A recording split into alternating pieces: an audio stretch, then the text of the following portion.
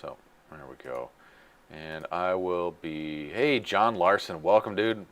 Glad to have you here. Um, sorry sorry you didn't make the cut and get the UZ65, but there's always next time. I have plenty of other things out there that I plan on throwing out. John, he's been a winner a few times. Longtime patron for sure. John, greatly appreciate all your support. But, anyways, so what do I got coming up on the channel? So I have the US65 Pro. That is one heck of a nice little indoor. Now, you know what? These whips are actually bordering on outdoor whoops because there's so much power packed into these things, especially being 2S. This thing really rips it outside. I had a lot of fun flying this outside. I think I did one IGAL match using this quad. If you don't know what IGAL is, it's International Game of Whoop. It's basically a game of horse, but spelled with whoop, obviously. And they have weekly challenges. You got to meet the challenge, or you get a letter. And it would probably do me well to use the same drone every time, but I go out with 3 or 4 different micros and just do it with all of them and see which one I like the best. So far, my favorite non-HD quad has been this one. It's just has a ton of power, and it's very capable outdoors. But I do like to try to do the HD, like the 1S HD boards, and I've been doing that with a custom-built 75mm quad. Basically, I bought a Mobula 6 HD, and it just sucked. Everything about it was terrible. So I gutted it, put it into a 75mm frame with bigger motors, and it's actually pretty nice. I think the 08 series motors are just too underpowered to haul around an HD board on 1S. Now I do have a Beta 65X HD that's on 2S, and that hauls around a HD board just fine. But yep, that's coming up on the channel. The 1S B-Brain something, what's it called? Let's just go find it here. The brushless. Oh, nope, it was a brushed whoop. This guy,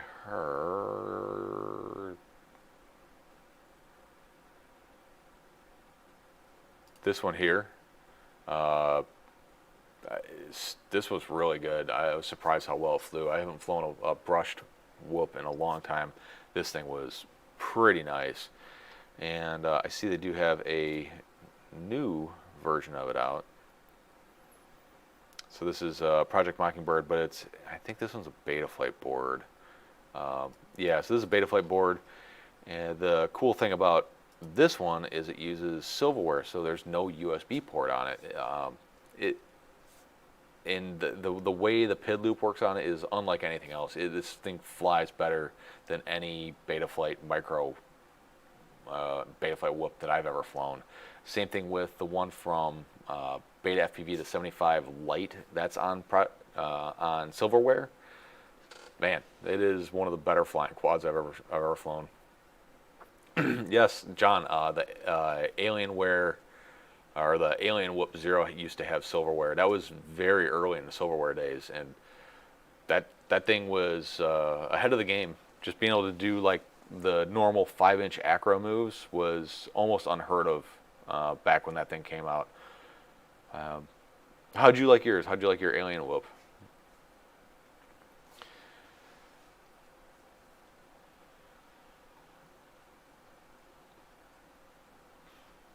And these are just tiny drones. I mean, they're so light. They're quiet too.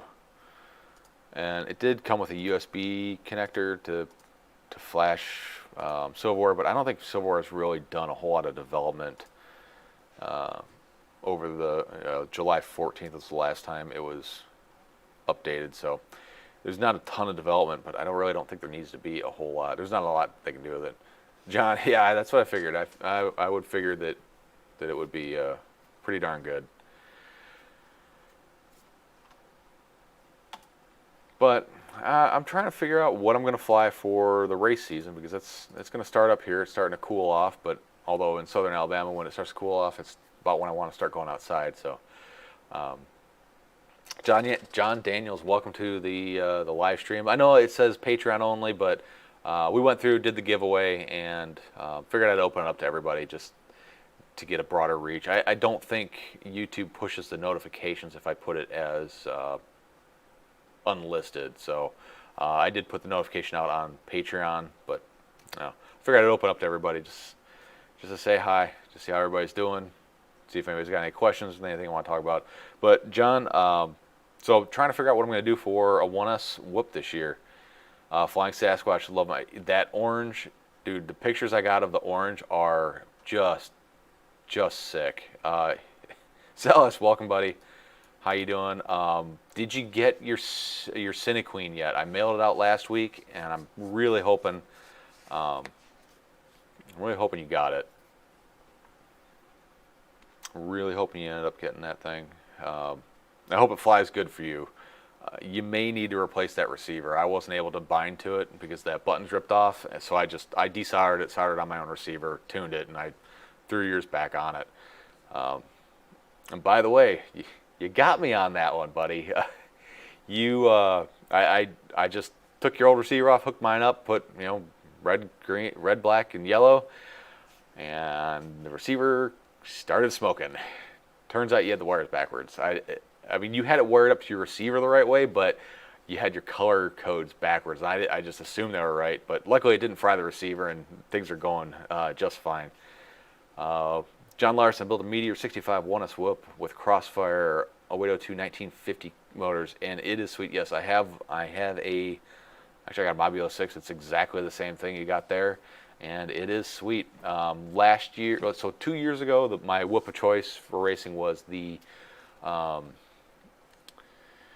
Tiny Hawk S, just on 1S. Then the year after that was the Tiny Hawk 2, the Tiny Hawk S, then the Tiny Hawk 2, a little bit of Mobula 6 rolled in there, and then also this UZ75. This was pretty cool. This was right towards the end of the season.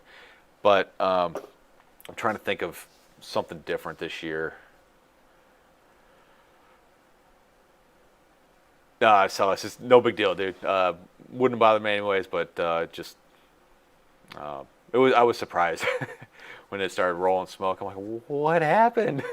But the receiver's fine. Didn't do any damage to it. Just got a little hot and started melting the heat shrink. I luckily caught it before anything bad happened. So anyways, yeah, I'm trying to figure out what I'm going to do for the race season. I think I'm going to go with probably this guy here. I do want to go with brushless, just because I really need turtle mode. If you're at a really well officiated race, you can get away with brush because somebody's going to be around to flip you over and set you straight. But my races, there's not a ton of people, so if you crash in the back corner someplace, you got to be able to get up and get going. My Tiny Hawk 2, on all the testing I do in my house with the Delta 5 timer, which is a very, very accurate timer, the Tiny Hawk 2 is faster than the Mobula 6 all day long. The UZ65 was very close. The thing that made the Mobula 6 and the UZ65 dethrone my Tiny Hawk 2 was turtle mode.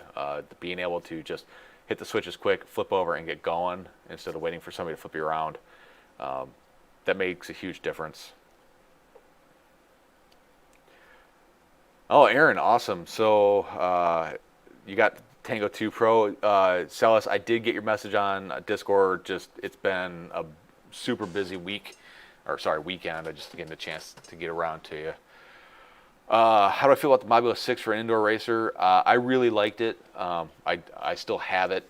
I have the 25,000 kV motor, the higher kV version, and I personally prefer that one because I'm also racing it in acro mode. I stopped flying in angle mode because the tracks that I'm flying have some pretty long straightaways, and one of the guys that I was flying with was just mopping us up because he started flying in acro and was able to just get the nose down and haul ass on those straightaways, and he was just destroying us. So I started flying in acro mode, and I really like that extra oomph of those higher kV motors. The flight times were really low, but putting JESC and doing the 48 kilohertz PWM firmware on it makes a huge difference. It's like an extra minute and a half of flying. It is crazy how much of a difference it makes. You do lose a little bit of grunt at the bottom end, but it's a whoop. You really don't notice it. But the Mobula 6 is a great indoor racer. If it survives, the Happy model build quality is questionable at best. The first one I got from Banggood for a review, my buddy came over. He was excited to see it. I was excited. I plugged it in, armed it, went up in smoke. It's just the Happy model way. Banggood was cool. They sent me a new board. We're square about a month later once it got here. But another problem I had with it is I have the motor bells slip on it. So you're exchanging quality for sheer performance on that one. But if you're not like competitively racing, it should be fine. I always take more than one whoop with me just in case, you know, something like that happens or the dog gets it. The Tiny Hawk 2 is a great indoor racer. On my test track I have here, I fly all the whoops the same way, and I have a timer, like a legit race timer, and the Tiny Hawk 2 is always faster, unless I crash and have to use turtle mode. Then that throws it all off because the turtle mode is pretty weak sauce on it. It works, but it's not great. Drone pilot, I've almost finished my custom beta FPV 95 V2 with iNav GPS compass. Oh my God, your thing is loaded.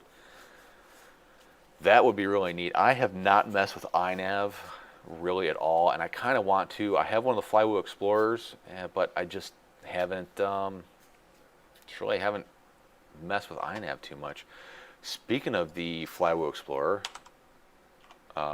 if anybody's interested in one, I recommend it. It is actually a very, very capable drone, but Iflight has started making their own version of it.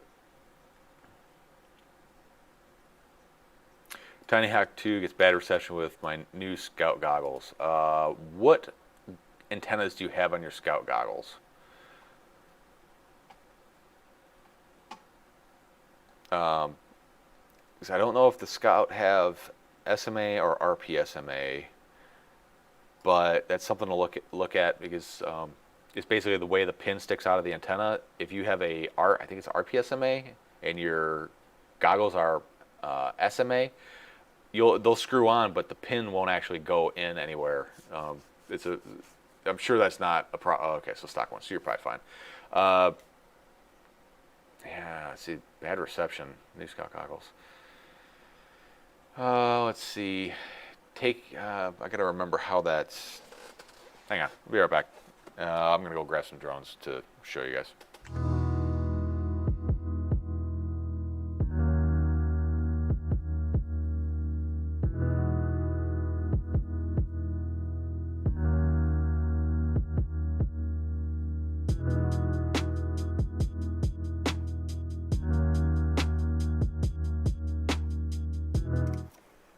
Yep, all right, sorry. Told you it was gonna be quick. So here, dang it, where is my Tiny Hawk? I don't know where my Tiny Hawk's at. I'll show you how I have mine set up.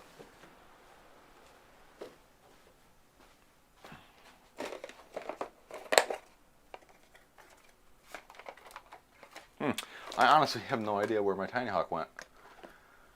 I guess that's a problem? Maybe?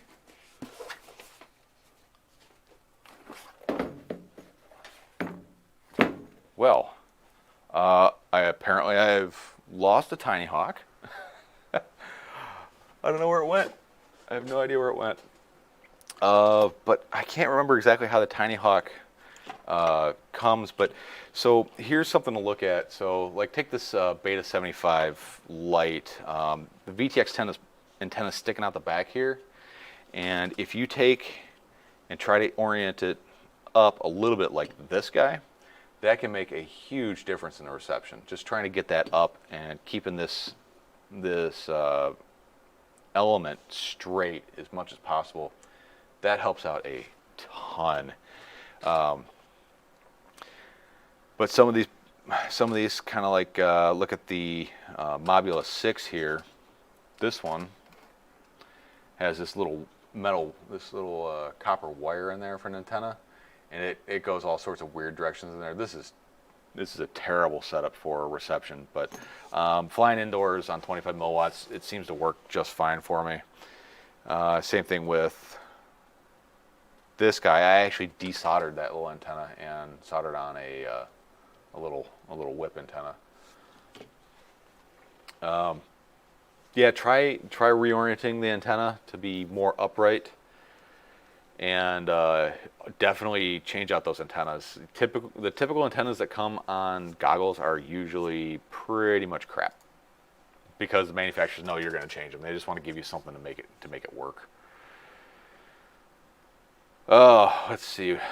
TBird, welcome, buddy. I'm glad to see you here. I have Flywheel F7. Okay. Building a whoop on R3D Shifter's Muon frame, or the Acme V2 is going to be a killer. Yeah, I think I'm definitely going to pick one up and put it through its paces here in my test track, see how it goes. But yeah, this thing, it's super light, and it is really low profile, which is what I liked about the R3D Shifter's frame. Is there we go, bad streamer. It's really low profile, like super low pro. The Flywheel Explorer, so I have one of these, and this thing is really good. I mean, everybody's touting like super high flight times, but you could take a light race quad and putz around at 10% throttle and get pretty good flight times. But this thing, it performs really well, even at higher throttle. So it will definitely do some acro, and it does definitely get long flight times. It is not a basher. If you crash this thing, it's gonna break. Like, you're not supposed to go do crazy stuff with this. You're supposed to go fly it gently and land gently. Otherwise, you're gonna break it. But this one came out, the Chimera 4. This is Iflight's copy of it. A couple things I see about it that I don't like. By the way, I already pre-ordered one, because, like I said, all the money that comes in the channel goes right back into it, and then some, I'm sure. So it is not a dead cat style. I think it's a True X. It has all the normal stuff, the DJI camera, GPS, Crossfire. It has a full-size 20x20 flight controller, which the Flywheel Explorer does not. So this is a 16x16, and they put the telemetry for the air unit on soft serial, which doesn't work well. The OSD disappears, jumps around. It kind of sucks. But yeah, so there you go. There's that True X style. Oh, not a True X. It's a Stretch X. A very slight Stretch X. But now I'm seeing they're offering a dead cat conversion plate for an extra $10. Unfortunately, that should be what it comes with, based on what the intent of this drone is. So, kind of weird right there. Yeah, give it a shot. Oh, geez. Let's go to race day quads. What am I looking at? Antennas. Video receiver antennas.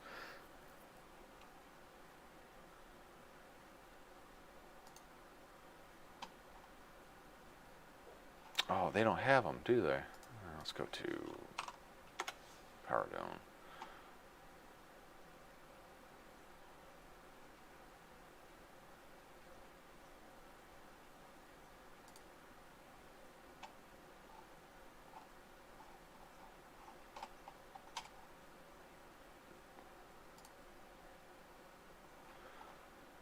There we go. So a couple companies are carrying these. These are the new double axis antennas. These things are supposed to be pretty darn good. So I would give one of those a try. The longer, the better. The farther you can get the antenna up above your water bucket of a head, the better reception you're going to get, for sure. 26 minutes of flight time. Wow. Oh, on a lithium ion. Okay, so that makes sense. Lithium ion has a lot of power, but it just can't give it up very quickly.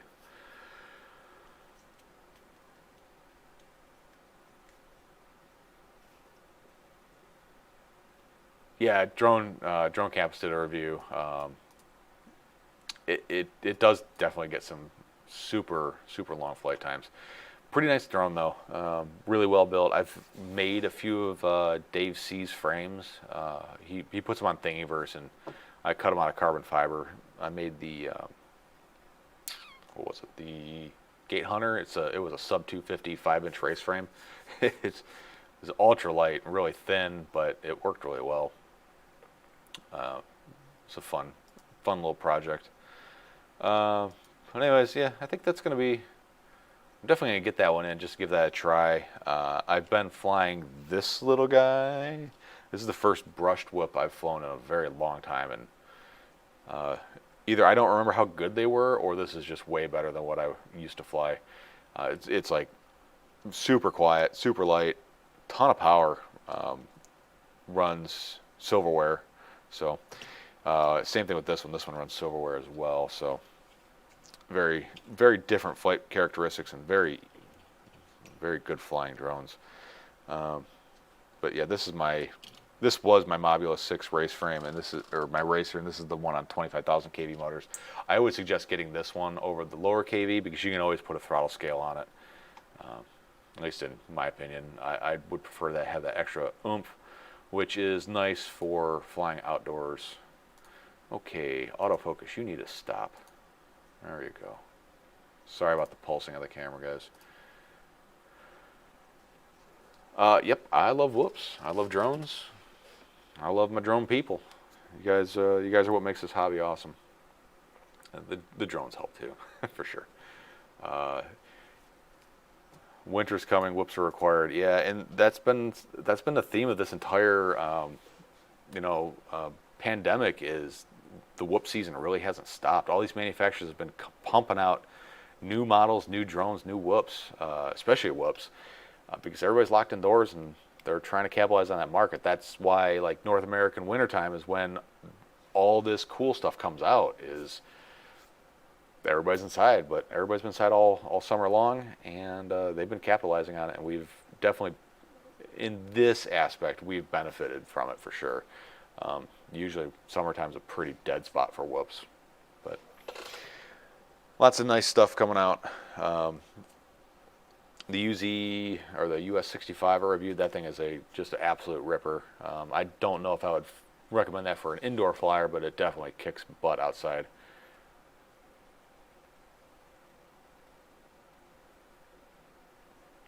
I built a couple Forest lithium-ion packs, but the things weigh a ton, which is kind of the downside to lithium-ion. They're heavy, and I mean, I've done some poking around. I think I could probably get a LiPo pack that has the same milliamp capacity as a lithium-ion pack.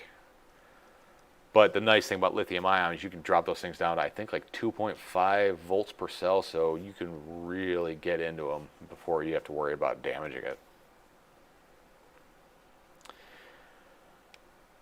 Whoops and toothpicks, yeah, they've been big this year. What do I like to fly more, 65 or 75 millimeter frames? 65 indoors, 75 outdoors, for sure. Although there are some pretty good flying 65 millimeter whoops outdoors, the Mobula 6 is probably the best all-rounder with the 25,000 kV motors. I know it doesn't look like a Mobula 6, but that's got the Meteor 65 frame on it, because that's a much better frame than what came on it. Yeah, 65 millimeter indoors for sure. Mostly because the whoop races I do, the extra size of the 75 millimeter frame would definitely be a hindrance rather than an advantage. But yeah, outdoors, this guy's pretty good, but the higher kV motors really make a big difference on it. This thing flies pretty good outside too, and it's a brushed whoop. But then again, it all depends on environmental conditions. If it's windy out, they're all going to fly pretty crap. This one here, this one is my current favorite. It doesn't fly the best, but it's the best HD board one I have. This is a 1S custom build. It's basically a clone of this guy, just different flight controller. And I'm waiting for more of these frames to show up so I can more of these frames to show up so I could put it on there. This is Beta FPV's older frame, and it is, I mean, it's like Jello soft. This is a much more rigid frame, definitely a better built frame. Can I upgrade Tiny Hawk 2 motors? You can, but I wouldn't. There's not much of an upside to it. The problem with upgrading their motors is you're not going to be able to use their props anymore. You're going to have to use standard props, and the Tiny Hawk props are designed very much to work with that inverted duct style. So, Drone Pilot, the low C rating of some new LiPo packs is now comparable to lithium ion packs. So yeah, I agree. Wouldn't consider it unless it's 5-inch or larger. Yeah, exactly. I bought a bunch of stuff to make a battery spot welder, but I got lazy and just took the old Heiko to the 18650s and let her rip. It seems to work. Wouldn't recommend it. Please don't do that. John Larson, I built two to 3S 85mm whoop. On 2S it's so controllable. On 3S it rips pretty good. Yeah, so I find that when you start flying indoors in a really tight race environment where you're flying through the 16 by 16, the official whoop size gates, having a lot of power doesn't help you unless it has a lot of control. So I typically would take something like that and I would prop it up, like go with a 4-blade prop so I have extra bite, and drop the throttle limit to like maybe 75%. But the big thing you need to do, all right, so here's my secret to indoor whoop flying is acro or angle mode doesn't really matter. I've started flying acro mode because you can be faster with it. The other trick is to shut off air mode. You're not going to be doing acrobatic stuff. You're going to be straight line racing. So air mode doesn't really help you out. But what taking air mode off does is when you bump into a gate, instead of your quad hitting it and going off into the distance, it just kind of bobbles around a little bit. With air mode on, when you hit that gate, the PID loop overreacts and makes you go flying. The other one is there is a not very much talked about parameter in Betaflight. I'm looking for my I got a dead board. Be right back. Hang on. I have a dead flight controller that I use for demonstration purposes. By the way, I'm on a wireless lav, so that's why I'm able to talk to you guys while I'm away from the camera. So I have a dead fried Beta FPV board here. Unplug my cheapo Stream Deck. By the way, if anybody wants to buy a Stream Deck, an Elgato one, you can build one like this for about $8. So I know the Elgato stuff's pretty nice though. So let's go ahead and hook this up here. We'll fire up the old Betaflight. And I didn't set up that scene. Stand by.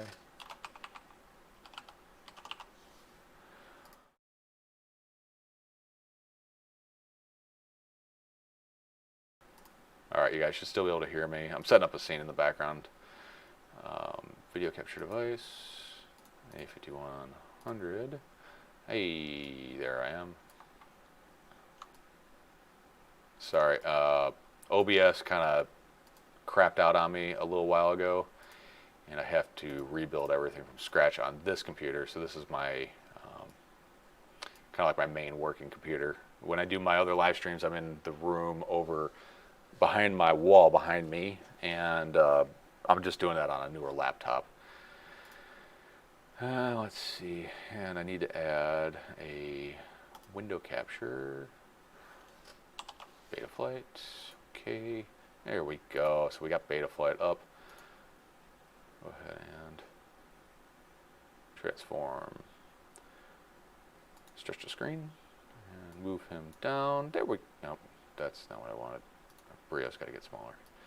Sorry, talking to myself, guys. All right, so there is, actually, I don't need that on there. I'll take that away. There we go. Okay, sorry. So we're in Betaflight here. Let's go ahead and connect her up. So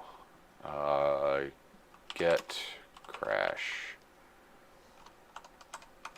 So here we go. We have a feature called crash recovery. Right here, this one, crash recovery. Let me see if I can. So, crash recovery. So you gotta have the. I think you have to have the accelerometer enabled for this one.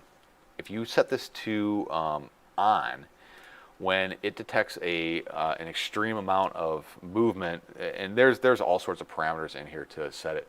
When you bang into something and the PID loop and the gyro don't agree with the set point, which is your sticks, it automatically enables angle mode, stabilizes you, and then goes back into acro or whatever other mode it was, or it'll hold a certain angle, or it'll only allow a certain amount of angle of crash recovery. So come up to here, it says crash recovery angle 10. So that's the most amount of down angle it is going to put in when it does crash recovery. It's 10 degrees.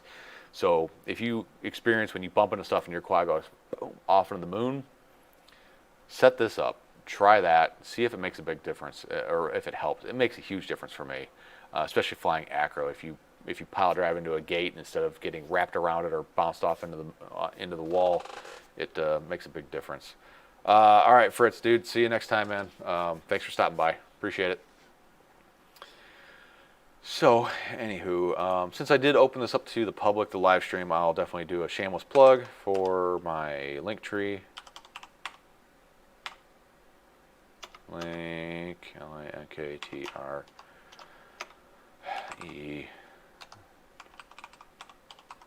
So if you go to that, dude, oh man, I butchered that. Hang on.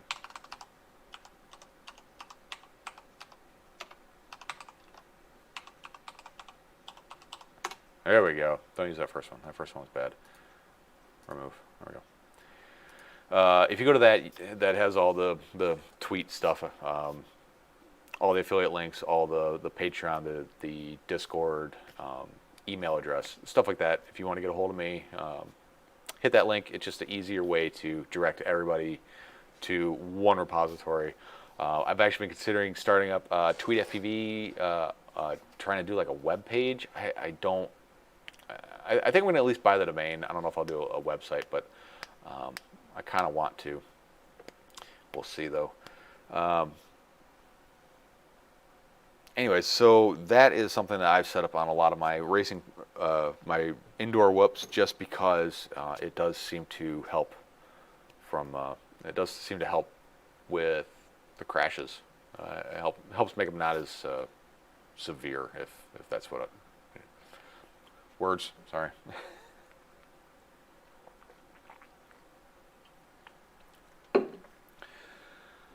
So, anyways, man, for all you guys showing up late, this was a Patreon only live stream because I did give away a drone over there on Patreon. It was the UZ765, and one of the things that I wanted to discuss was that doing Patreon giveaway, I got pinched by Patreon basically. They said I was in violation of their terms of service, threatened to take me down because I cannot technically do a giveaway for Patreons only. It is akin to gambling, and I see their point, and they're entirely correct. It sucks. I don't like it, but what I like doesn't really matter. You got to pay to play. So, going forward, all of my Patreon giveaways will be public. But here's the kicker, and this is what I noticed that Bardwell started doing. It's a really good idea, and if he's doing it, then it's got to be above water. I'm going to do a Patreon giveaway and leave it public, but I'm just not going to tell anybody. If you're a patron, you'll get the notifications if you have that set up, so that should be your in to get into the Google Forms to be part of the giveaway. But yeah, that's just the way it is. Celis, I have no idea what letter I'm at for the why didn't that work? Oh, forgot I disconnected things. Disconnected stuff and junk. All right, I don't know what letter I am. Let's go find out right now.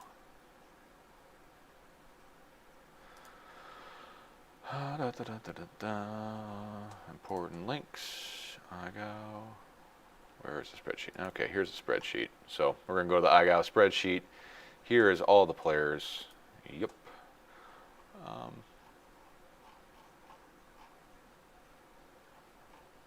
Let's find me. Tweet FB, I'm at a W and a H. I failed to follow directions on week 2. That was the Split S and the Immelman. My Immelman was super weak sauce, and they got me for that one, unfortunately. This one here, so the dark green, was honorable mention. I think Jesse Perkins really liked that video. He was judging him. That was flips and rolls through gaps is what I was doing. Here, what happened here? This was, which week was this? Week 6.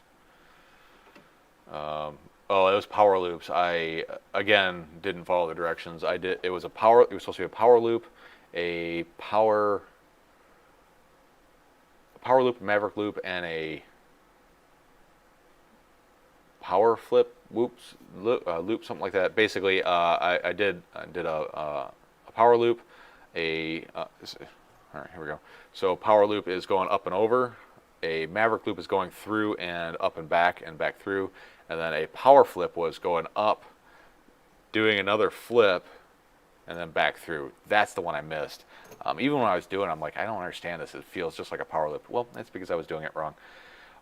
Week 7, I was fine, and week 8, which I haven't watched the iGow thing, because it's hours of watching.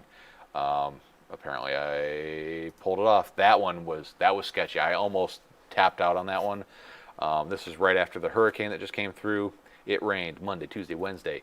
Thursday it didn't rain. Everything was wet, but it was like 20 knot winds the whole time I had a chance.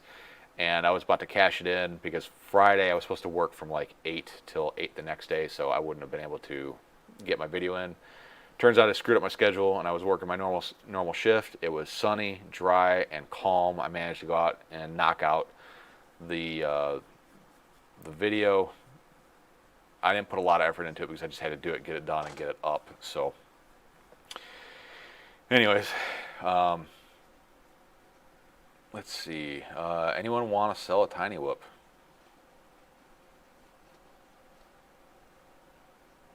Not really. Nicholas Briggs, what kind of tiny whip are you looking for? I gotta look through the stash. I might have something. Aaron, good night, man. We'll see you around, and hopefully you get that video issue straightened out.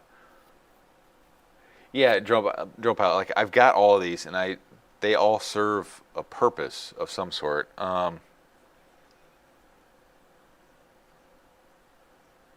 Mostly just to entertain me. Yeah. Yeah, the one with Jesse Perkins. I think the thing that really caught him is I opened it up with trying to fly through a newbie drone gate that I had hung from underneath my Mavic Air. Stupid idea, by the way. And I managed to make it through it. And then the thing that I think he really liked, besides that being super challenging, is the gate flying, like whipping around underneath the drone. I did a transparency layer through that, where I went through that scene into an HD scene in a different area. I've been trying to start out with doing analog, and then that's what I really like about this quad here, is this is a 1S HD carrier. This one here's 2S, but I'm convinced at this point that 65 millimeter is not enough surface area on props to be able to carry an HD board, the extra weight of it on 1S. On 2S, this one is okay. This thing just flies like garbage, though. I haven't put a ton of effort into it, though. But on 1S, 75 millimeter is about the bare minimum you can get away with. This on 2S would be pretty interesting. Let's see. Drone pilot. I like flying in total dark now. I have small LED in the front of some whoops. High vis reflective tape for gates. Works. I did one nighttime race at my house with my Delta FPV group. That's the multi-GP group I fly with. And I had it out in my yard, and I had lit LED gates all over the yard, up over my garage and back into my garage. And it was a ton of fun, but when you go through a gate, and it was supposed to be like, you got to memorize the track. So you go through a gate and you're supposed to whip around 180. You go through the gate and it is just complete darkness until you turn around and you see this little tiny light floating in the horizon. You just kind of work up to it, and it was a lot of fun, but a lot of carnage, a lot of crashing. HD micro. I bought the Mobula 6 HD, and I do not recommend you buy that unless you want it for parts. That's what is mostly inside of this. The flight controller, HD board, and camera, that's all Mobula 6 HD. The motors, frame, and props, those were all, well, not the props, but the motor and the frames, that's all Beta FPV. But again, it's got to be pretty low. You can't be all that windy out for that to work well. If you do have a tiny whoop that I can't bind to my Tyrannus X, then I'm interested.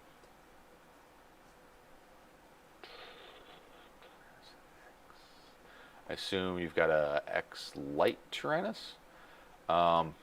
Most, if not all, of the tiny whoops can bind to it. I'm assuming you have a access-enabled radio. Oh yeah, I see, you can. Drone Pilot, he says he likes the Beta FPV Micro HD board. It does work well. I like it. That's what's in this guy here. But when looking at the footage side by side, this one, I think the video looks better, and the FPV video is 10 times better. If you can get past that. But they're both good. I definitely do prefer this one though. This is the RunCam split light nano to elemental P, whatever the heck they're calling it. That's definitely my pick for the HD boards. It's a weight thing. Yeah, I get that for sure. Yeah, Nicholas, most whoops that have SPI can bind in D16, which if you have an access radio, which I'm guessing you do, you can bind it in D16. It's not great. The range is usually pretty shit on it, but I do have a video on how to do it if you're curious. Let me do the searchy thing.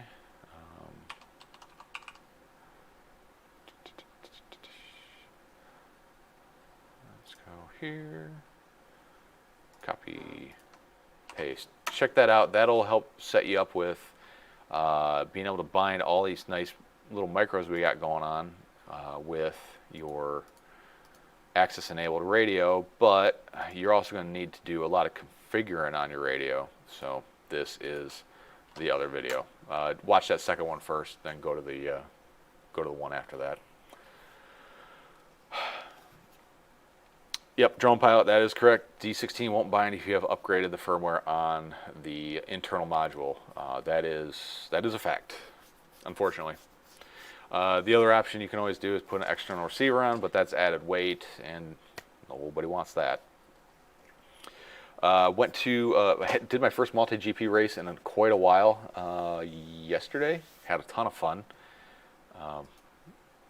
Let's see, Nicholasburg. So what do you do then? Just buy a new radio? No, you buy an external module for it.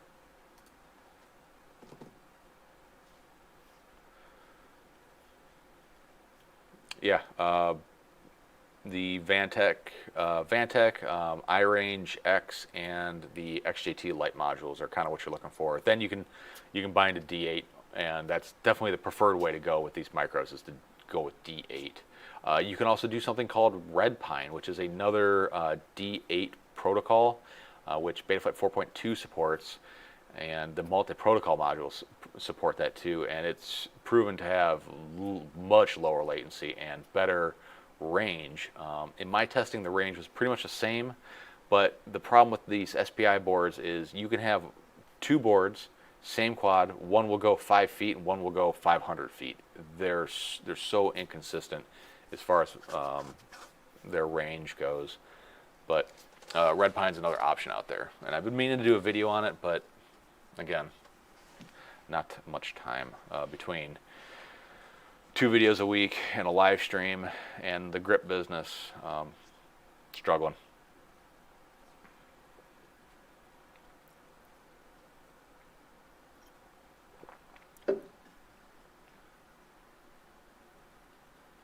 Yeah. You think that's bad? All right. Let me give you guys a treat here. So, you think brick buildings are bad? Check this out. So, my walls are brick. My ceiling is corrugated steel. So, you want to talk about RF trap? There you go.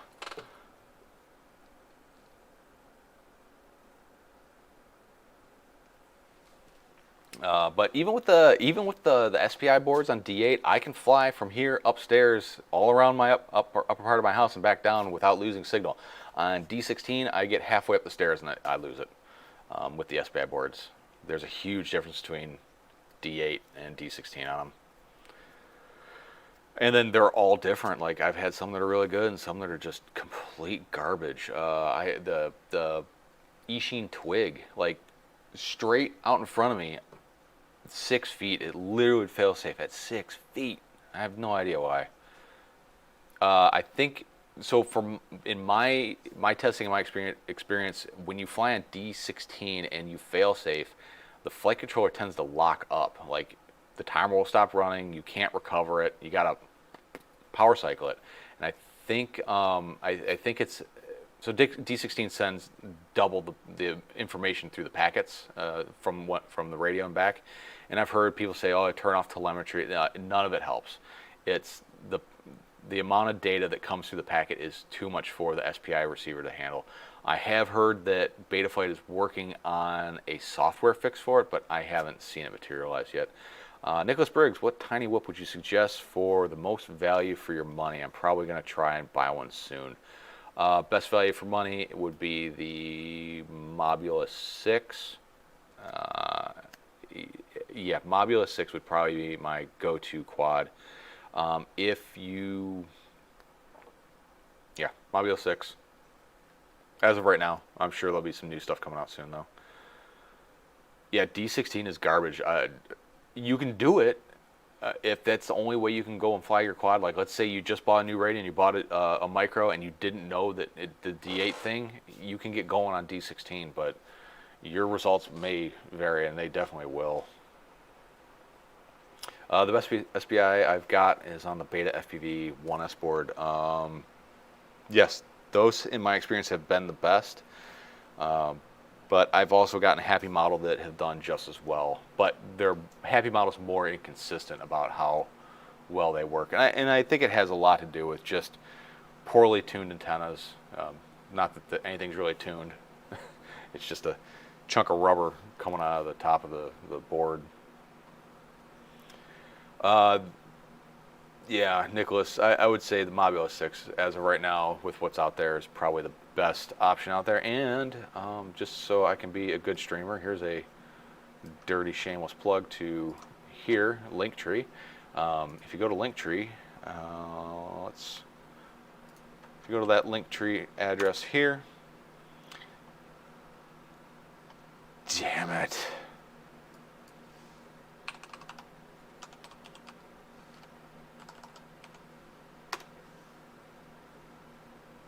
Why does that not work?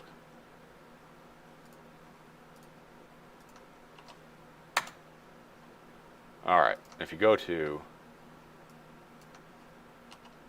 this, you'll get this website here, and it's basically just a bunch of links. If you're gonna go and purchase something from Banggood or wherever, if you want to help me out, you absolutely don't have to. But this is what helps get more product into the channel. Banggood especially, they see what people buy using my affiliate links, and that justifies them to send more stuff to me. Most of the stuff on my channel is provided by myself. Banggood, very few things, maybe one a month if that. So yeah, just click through there. All the important links: YouTube, Patreon, Instagram, Facebook, email. This is a big one if you want to get a hold of me. Banggood's affiliate. Get-A-Fuse is an affiliate, and so is Amazon. And then if you want to get on my Discord, if you need help setting up that D16 radio or that access radio on D16, head on over to Discord. I help out pretty much at least 3 people a week. It's pretty ridiculous. PayPal if you just want to send some love, and my grips on my Etsy store. Shameless plug. I don't know if it's bad that I'm feeling less and less dirty about doing that, but gotta play the game, I guess. Celis, you can use XJT module for most SPI receivers. Gonna tell Aaron to order one for his new controller. Oh, you said Aaron has a Tango 2. Big news with the Tango 2 is it will not work with the FR Sky XJT light module. Big surprise, right? TBS is saying it's a hardware incompatibility, which I don't know if I buy that. They also don't have it in their version of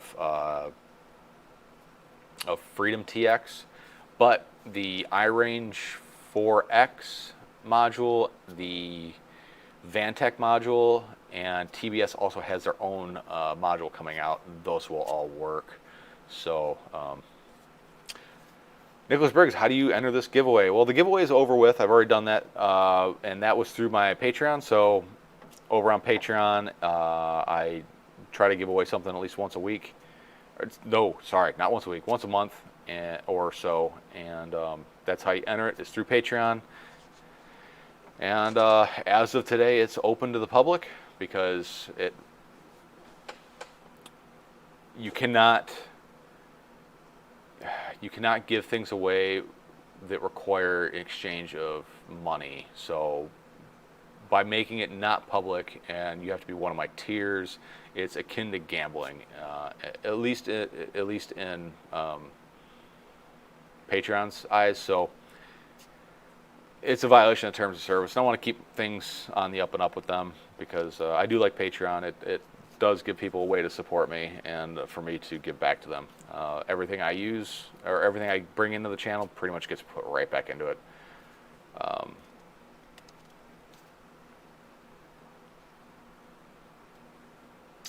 Let's see. So, yeah, I'm curious what the TBS module is going to look like.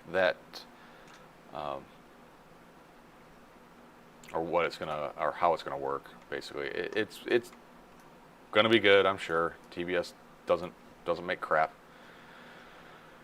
They're just jerks about it.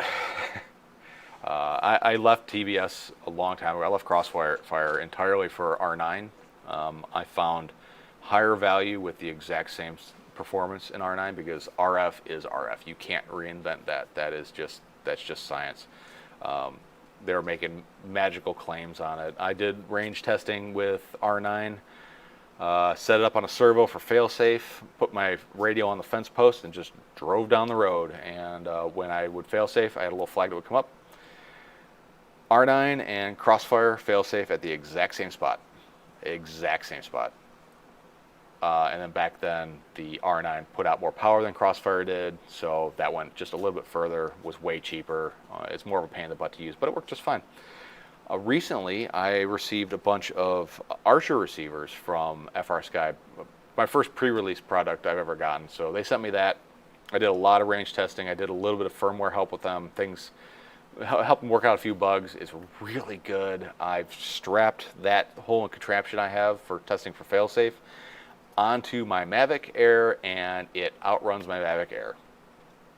Yeah, pretty impressive. So I did the same test, threw it on the dashboard of my car, and headed down the road, and guess where the Archer RS failsafe's at? The exact same place Crossfire and R9 did at 100 milliwatts. Pretty impressive. And it's super low latency. I think it's 7 milliseconds latency. So there is a reason to have the new FR Sky radios with access. Is the new stuff coming out is going to be better, and that was the only way that they could get past that roadblock of the old XJT module, is to develop a whole new system. And then the whole D8 thing, that I I have it on good authority that that has to do with regional RF management, because every person. So, all right, check this. Everybody who's in the U.S., you buy an older FR Sky radio, you hook it up to a quad and you go. It's perfect, works great. Every other country has to meet LBT requirements. So everybody in other countries that is flying an FR Sky radio, the first thing they had to do was flash FCC firmware to it. So right there, you're already violating whatever the local RF policies are. So in the U.S., we have the FCC. Other countries, I'm sure they've got a something acronym program, but everybody is instantly violating everything in their country if they use LBT, especially micros. D8. D8 is not legal to use in LBT countries, basically the entire EU. D8 is not legal, never has been.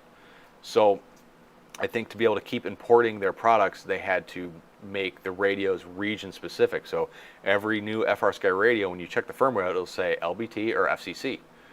If it says FCC, it's going to talk one way. If it says LBT, it's going to talk another way. So they just took D8 out of the picture entirely, because what's going to happen is if it could do D8, if you were on FCC, people in the EU would just make them work in D8 mode.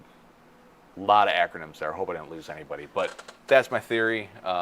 That's a pretty educated theory, by the way, but that's the reason for it.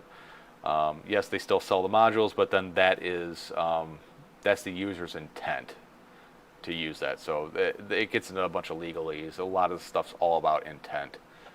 It's kind of like flying, if you fly a drone on a YouTube video and it's monetized and you don't have your Part 107, that's illegal, because you recorded that video with the intent to monetize it. You got to have the Part 107. Granted, nobody ever does that. Same thing with ham license. None of our gear, sorry, this is going to be a little ranty stream. None of our gear is Part 51 certified. None of it. You cannot fly any of this stuff here without a ham tech license. How many people have a ham technician's license that fly this hobby? Not many. There's a few. There's not many. Ham tech license is really easy to get. But none of this stuff, the video transmitters specifically, are not legal to fly in the U.S. It's just the way it is. Nobody's going to catch you. Nobody's going to know. But it is what it is. And that's what people have been doing with the FR Sky radios over in the EU for a while now. They've just been making them work regardless of what's legal and what's not. Rant over, I think? Yeah, rant over. For now.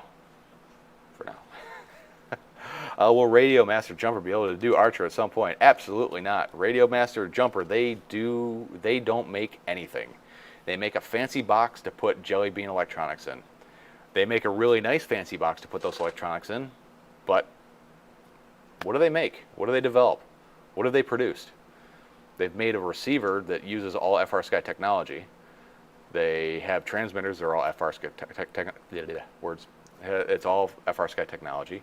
The multi-protocol part of it is all open source, so there's nothing special being developed there. No, you'll be left in the dark if FR Sky goes to all access receivers, unfortunately. And that's where this hobby is starting to get really dirty, is everybody's starting to get that Apple, the Apple mindset. You know, Apple marketing is, we make an ecosystem, we make it good, and you got to stay in it. You know, I use Android. If I bought an iWatch, I would lose a ton of functionality. It would probably work, but yeah. XJet is the king of rants, but dude, he is. So this is just an observation of mine, but once he announced that he has Parkinson's, he has really started pushing the envelope, and good for him, dude. Like, he's really out there irritating the locals and the authorities, but he's doing it the right way, and he's entirely correct, in my opinion, anyways. If anybody's seen his last video, he built a ADSB or ADSB, depending on how you want to say it, receiver on a Raspberry Pi. That thing is sweet. I am definitely going to build one as soon as he releases all the information on it. I am totally down for building one. ADSB is pretty cool, but I don't believe in the U.S. all aircraft are required to carry ADSB. I think it's I don't know what the cutoff is, but it is what it is. I use Maytech GPS with a compass unit. It's tiny, really accurate, etc. Till you drop one in the workshop and it bounces away somewhere and you can't find it. Forces me to clean the floor. Still lost. Oh no. I have a little box of all my M3 hardware for like standoffs and mounts. I dropped that thing in the carpet yesterday, and I was just so pissed. I was like, damn it, I gotta go find. I just scooping up hardware everywhere. I was so irritated. Vicious, welcome. Glad to have you here. So, anyways, that's my rant on Access. I do like Access. This is the one I keep by my side. This radio will never go anywhere. But now with TBS being able to use multi-protocol modules, I definitely use it a lot less because I like the form factor of the TBS. Did that with stainless M2 bolts. Can't even use a mag to pick the darn things up. Yeah, that's a bummer. Is the blue one a 75? I have a Meteor 75, and I think Rips. No, it's a 65X HD, so it's a 2S'er, 65 millimeter with an HD board on it. Honestly, I wouldn't recommend this unless you want to spend some time tweaking and tuning. Ton of jello. The video's almost useless out of it. If you can see, I've got a chunk of foam jam between the front because they don't mount the camera in 4 spots, and they mount it in 3, and this one would flap around and just cause all sorts of jello. That's why I like this mount, because it's a 4-point mount, although I have cracked it, so this one does have a ton of jello now, but I've also crashed it from about 100 feet up. No, they absolutely are not. 2S 65mm ropes are not fun. They sound really good, like the motors spool up really, really clean, but they're, I don't know. You're right. Something about them is just not fun to fly about them. Yeah, it looks similar to the 75. So this one here, these two are 75 mil quads, and then this one here is a 65. So you can see. I mean, other than just using math and a ruler, you can see there's a. Oh, I'm failing hard at this one. Okay, it doesn't look so bad there, but there's quite a bit of difference. Yeah, anyways, so yeah, FR Sky's doing some cool stuff with the Access. The over-the-air firmware updating is money. You only got to push the bind button once. If you want to switch from one controller to another, you can share that bind to another radio, which is kind of cool.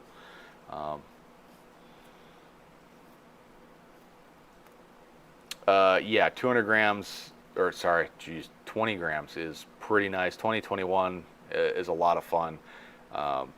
This one here is on 25,000 kV motors, and it is just an absolute riot. This thing is, for being a 65 millimeter whoop, this thing is great doing acro outside. Comes down hot. Batteries don't last long. They puff up pretty quick. So let's see if this. So, like I said, I did a multi-GP race yesterday, and while we were setting up, let me do some screen share here. We had a little issue with some lipos. They kind of caught on fire. We were out setting up the track, and someone turned around and said, "Fire!" So I hauled ass across the field, snatched the fire extinguisher up off the wall under the awning. Squeezed the hammer, and nothing. Not a damn thing, unfortunately. And I took my little girl with me to help us clean up. She was a good sport about it. Usually she's the one that goes around and picks up the cones, but she's a super big helper lately. And I got to ride a one wheel for the first time. Never ridden a one wheel, and this thing was just so much damn fun. And I'm trying to talk myself out of buying one, but I'm pretty sure I'm going to lose that conversation. Also, really cool thing I found out about it is I've also crashed a one wheel for the first time. And when you crash, holy shit, it hurts. It is just hurling your ass towards the ground. I landed this shoulder and my arm underneath me and on my face, and I'm pretty sure I broke my nose. It's swollen, hurts like hell, but heard something snap, and it's been pretty sore. That was pre-crash right there. But a lot of fun. Let's see. I think I got some good packs getting lit up. Probably what I caught on This fire. one over here, that sucker was a big ball of flames.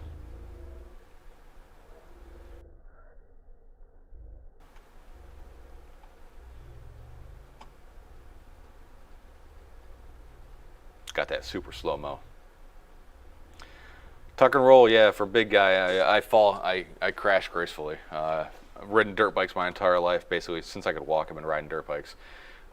Two things I've noticed in my time is, on a dirt bike, you get about a split second to realize what happened, tuck and roll, and kind of put a shoulder into it.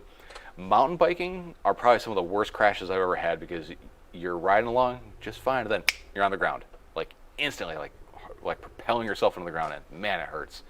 That's how this one wheel was. So when you crash, the nose tips forward, so it does that. It throws you forward and into the ground, and it is brutal. But that was a one-wheel pint. That was a ton of fun, and I'm trying to talk myself out of buying one. But yeah, God, they're expensive though. So expensive. But anyways, yeah, we had a battery catch on fire on the bench, so there's a big scorch mark. It happens. It happens. Had a 6S 2600 milliamp go up. Ooh, yikes. That's a lot of angry pixies trying to get out. Yeah, so it really kind of makes me rethink how I recharge packs. Like I've gotten pretty relaxed lately. To be honest, like I started charging some packs, did some stuff, walked away for a minute, and then I'm like, oh, I should go for a run. I went for a run, came back, and realized I still had packs on a charger. Stupid. And the worst part is I have a bat box.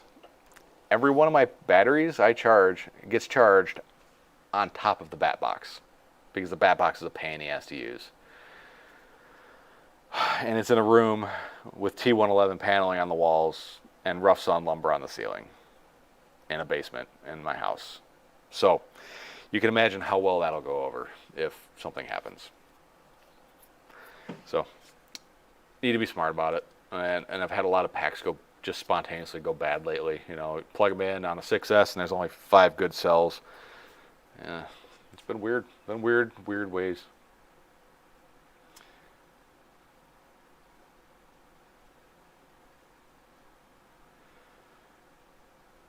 Yeah, it was a hard crash. My chest has a big bruise right here because I had my watch on, and when I hit, my watch rotated and went into my chest.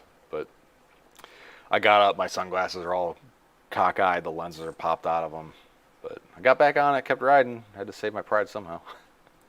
But it was a lot of fun. It was amazing how intuitive it was to just get on it and go. I've never ridden a skateboard in my life. Closest thing to board sports was skiing when I was a kid, but picked it up pretty quick, and then it put me down pretty quick. Celis, yeah, maybe investing in smoke detector batteries, not a bad idea. And if any out there don't know Celis, dude's been sending it. He's really hitting the scene hard. Videos almost daily. Really. And you've done some really interesting videos. They're really cool. I'm really digging your style. Vicious snitches. Yeah, fat guys should not try to jump fences for their quads. I fit into that fat guy camp. I think I'm graceful for a fat guy, but not. Yeah. I fall down well. I'll put it that way. So a buddy of mine gave me a ammo can full of junk lipos, and I was going to do some lipo bag testing, and I just haven't really found the time or a good way to go about doing it. I was going to build a little scale house to put them in, just I don't know, just for shits and grins. But lately. I burn a lot of my paper products out back just because recycling here doesn't really exist. And I've just been taking the 18650s and just been tossing them in there. And man, those things pop pretty well.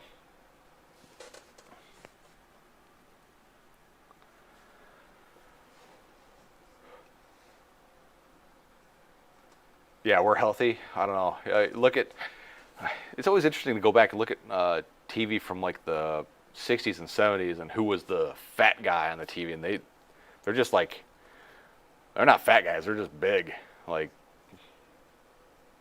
fat has changed a lot throughout the years, and I've been keeping up with it, unfortunately. Yeah, Celis, post a link to your YouTube, buddy. Let's get you some more subs. Actually, Celis, you're a mod. You can do it. Go do it.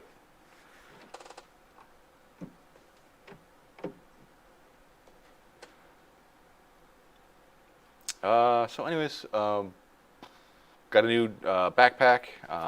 Buddy of mine was getting out of the hobby, and he wanted out. So he had a Torvald bag. I bought it from him for a pretty good price. And yesterday was my first time out with the Torvald bag, and I gotta say I like it. I think I like it more than my Low Pro, a little bit more, but not a lot. They both have their pros and cons. I'll probably keep using the Torvald. There's a few things I like about it better, but I also got to put my hands on the new Race Day Quads bag, which I gotta say is probably the best value in FPV backpacks there is right now. It's not super well constructed. It's good enough for the price. The zippers are some off-brand, but the poles are really nice. This is exactly how Torvald does them. But the things like the liner here, like the separators, it's not as good as what you would expect in a Torvald, or not that Torvald has that, but it's not super thick. It's good enough. But the thing I really liked about it was the layout of it, especially the tool organization. This is way better than anything in the Torvald or the Low Pro. This is very nice. It's a good day bag. It's smaller, so if you're going to go on a trip, it would probably fit in a plane way better. My Low Pro, with the quads inside of it, doesn't quite fit in the overhead very well. I think the bag's a little too tall. Yeah, vicious snitches. Yeah, normally, and until they got gout. I use a clumper bag, tough as nails, not meant for FPV, but works for me. Yeah, just a regular backpack, and there's a thing called a Grimlock, Grimlock. So most backpacks have molly webbing on them, just because, everybody's tactical. But there's these things called Grimlocks, and these work really, really well on molly webbing for attaching quads. They're just plastic. Molly webbing goes through the hook here, and then these are just a push button to open and close them. These work really well. I was very, very happy with that. And the guy that suggested that, he used to own a drone shop. It was, oh man, I can't remember the name of the company. He went out of business pretty quick, unfortunately. He was a super cool guy. Really liked him. Yeah, so the quad that Celis is flying is the one that he sent me for the online, or the live build that I did to it. Live build and tuning, and I gotta say that that Radix flight controller is something else.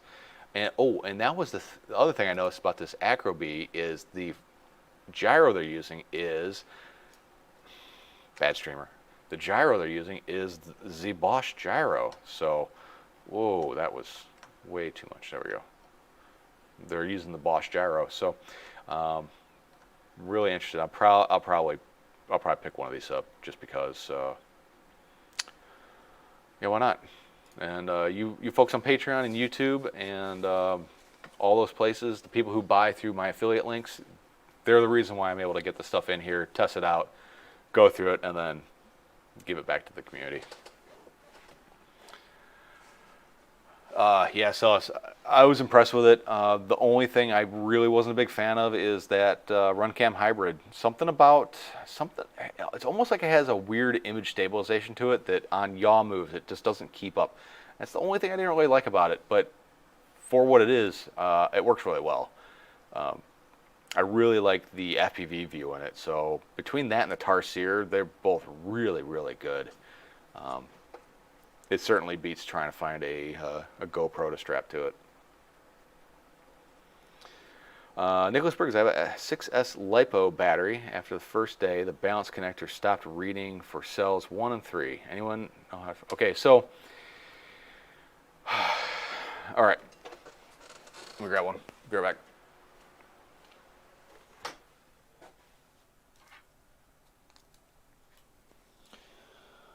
Oh, bear with me here. We're grabbing some stuff.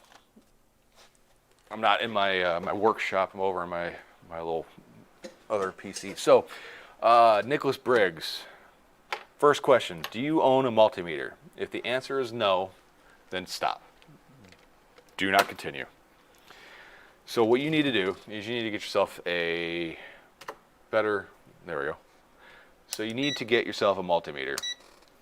If you don't have a multimeter, you need to get yourself a multimeter. And if you don't have a multimeter, you need to get yourself a multimeter. Here is a link to, let me get you a link to the multimeter I suggest if you don't have one.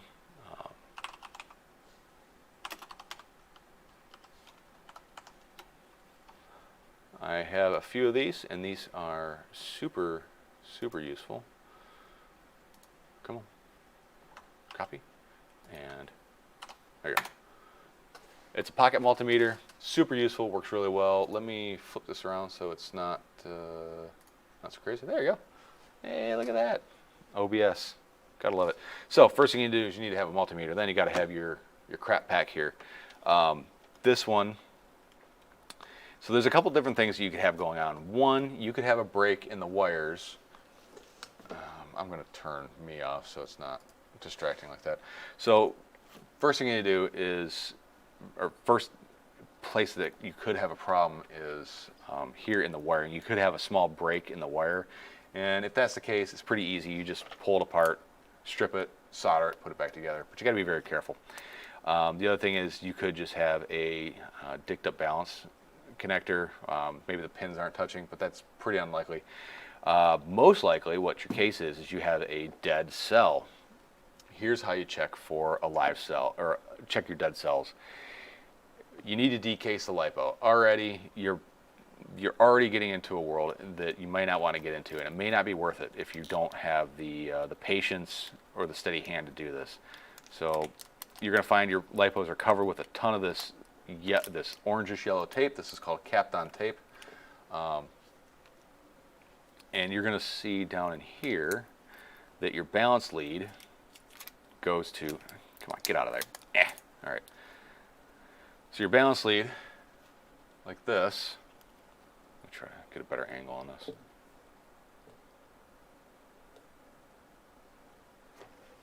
So your balance lead here. Oh my God. Bear with me here. I'm going to turn the autofocus back on. Hopefully it doesn't go too crazy. All right. So you see your balance lead. Each wire goes to each one of the cells. So what this does is it picks up the overall voltage of the entire pack because it's in series. So each cell should be, let's say they're fully charged, so 4.2 plus 4.2 plus 4.2 plus 4.2 equals whatever math makes that, and then that will be your voltage here on this end. So if I have my meter in and I probe my XT60, I have 12 or 11.2 volts, which my math is at a Michigan public school level, so I'm going to get a calculator because it is that bad. So that gives me an average voltage of 2.8 volts per cell. So that's probably not right. That's probably telling me that I have a bad cell. So what you can do from here is, hopefully I can show this without screwing it up too much, is take your meter, put your black lead on one end of the balance connector, and then put the other one on the next cell over. So the first cell of this battery is only 0.0065 volts, so that thing is dead. The next cell is 3.72, and the next cell is, and these are adding, by the way, so this is cell 1, this is cell 2, plus 1, this is cell 3 plus cell 1, and then this is cell 1, 2, 3, and 4 all added together, if I can get a good probe on here. So if you want to check each cell individually, you can check it through the balance lead by probing these two connectors, then these two, then these two, then these two. That'll give you the voltage of each cell. And since you're plugging it into your checker and it's not working, what you can do is you decase this thing, put your negative lead here. So each cell has a positive and negative plate. So here's the negative lead and the positive lead. So you just do this, and that will tell you how many volts are in that particular cell. Swap your meter leads, and then you go to here. So the second cell in this pack has 3.7 volts. Next one is 3.7 volts, and this one is 3.7 volts. So this pack has a dead cell, and it's this first cell right here. That's how you determine whether your pack's dead, or if you just have a bad balance connector, or what. That's how you do it. Now, with that said, if you burn your house down, catch your face on fire, or anything, I care, but that's on you, buddy.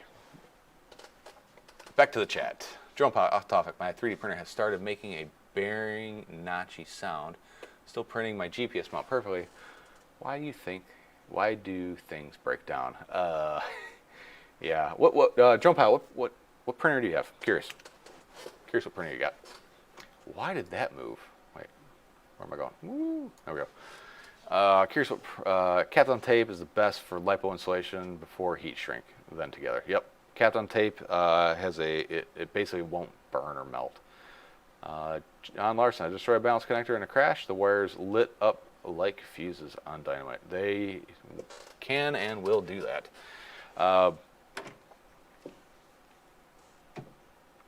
Celis, you also need the checker to install new leads to know what series they lie in. That is partially true. You can hook them up in any order as long as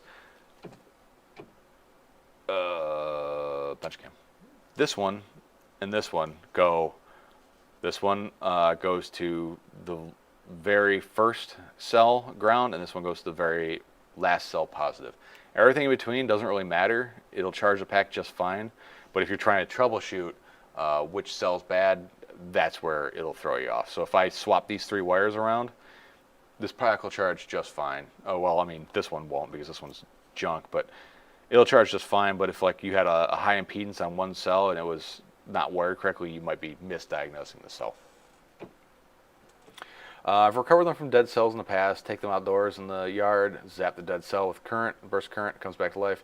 Yeah, I've had to do that a lot, especially with the Beta Light Radio 2. That thing has such a high parasitic draw on it when it's off that little 2S pack that comes in it, that thing will be junk in about 3 days, and your charger won't charge it. It'll be like, nah, I don't know, I don't see anything. So don't do this, kids, unless you know what you're doing. I have thrown it on the charger and done a straight, I'm gonna center up my camera, done a straight lead acid charge to it for about 10-20 seconds until it started to build up some voltage. Then quickly change it to LiPo and it'll go, oh, hey, there's battery here, and it'll start charging. Super hard on the battery. It's a good way to catch your shit on fire. Don't recommend it. But if you know what you're doing and you're careful, there are ways around turning this into just another piece of e-waste. So this is, I can make this into a 3S pack, and this will be a perfectly fine 3S pack.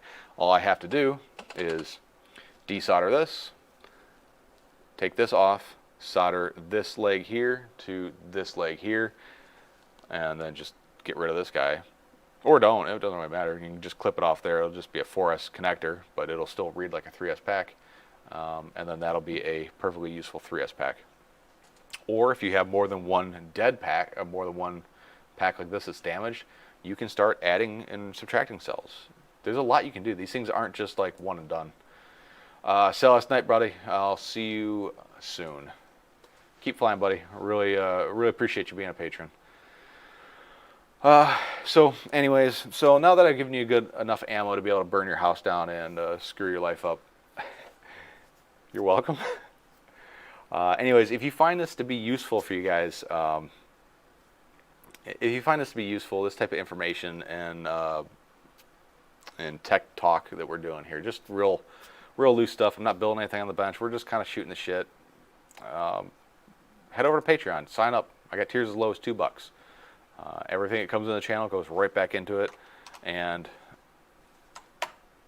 like everything else, affiliate links are the way this industry works. If you want to do that, there you go.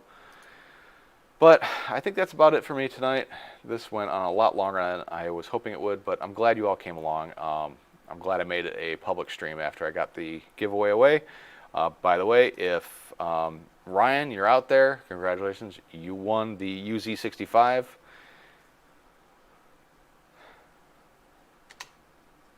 You won the UZ65? Man, I'm bad at this today. Tired, real tired.